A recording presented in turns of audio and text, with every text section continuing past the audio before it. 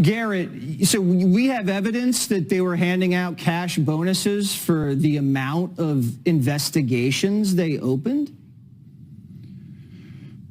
To some degree, yes. It's a little more complicated than that, but there is a system in the FBI where the executive management does get a cash bonus if they get gold check marks in certain criterias.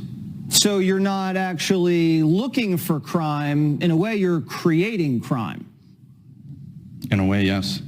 And do you believe that by designating white supremacy as the top terrorist domestic threat in the country, it kind of allowed the Bureau to, I don't know, open up investigations on pretty much everything and everybody? It certainly helped. And how do you feel, and how does your family feel after you guys have gone through all of this? We're just trying to do the right thing for this nation, and if that means even becoming homeless at the hands of the FBI, then we're willing to do that. We're willing to sacrifice that. Do you think the FBI can be salvaged, saved? What? I pray that it can be, but I don't know if it truly can be. It's going to take a lot of work.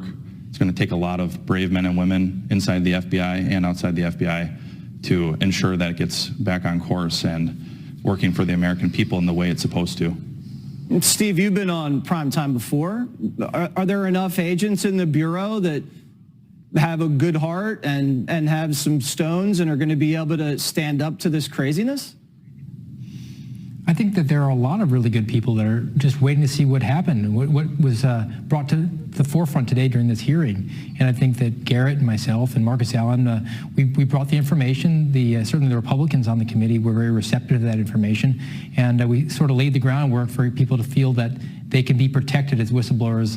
Those were the protections that we didn't receive, but now that the Republicans in the House are on alert for that, then they could maybe feel that they have those protections and they can bring that information forward to this select committee, and we can get to the business of correcting the Bureau. Do you think, and I know you're not a political guy, do you think you were treated with respect by members of the committee who were Democrats today?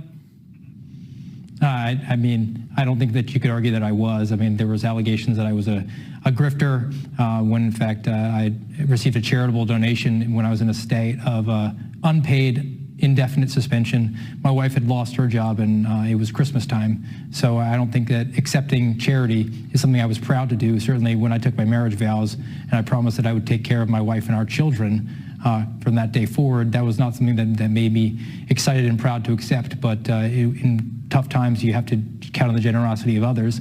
And I think that any sort of allegation that I gave up a very lucrative career in order to accept a donation several months later from an individual who I've never met in my entire life is, quite frankly, laughable. Congressman, the FBI is playing hardball, and now they're firing whistleblowers, essentially making them homeless. The Democrats are assassinating their character. The media is not even covering this. Do you think the FBI is going to get away with this? Are you ever even going to have another whistleblower from the Bureau?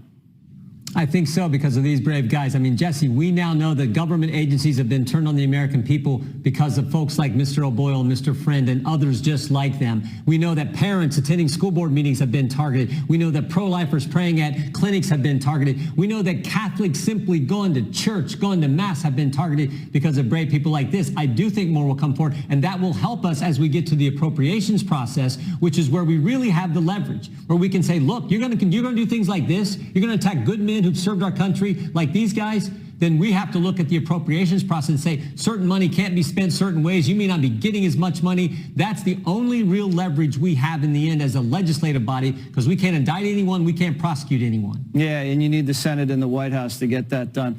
Steve, Garrett, you guys are incredibly brave. You're patriots, and I just want to thank you for all of the service that you've provided to this great nation over these many, many, many, many years. And my best goes to you and your family during this tough time.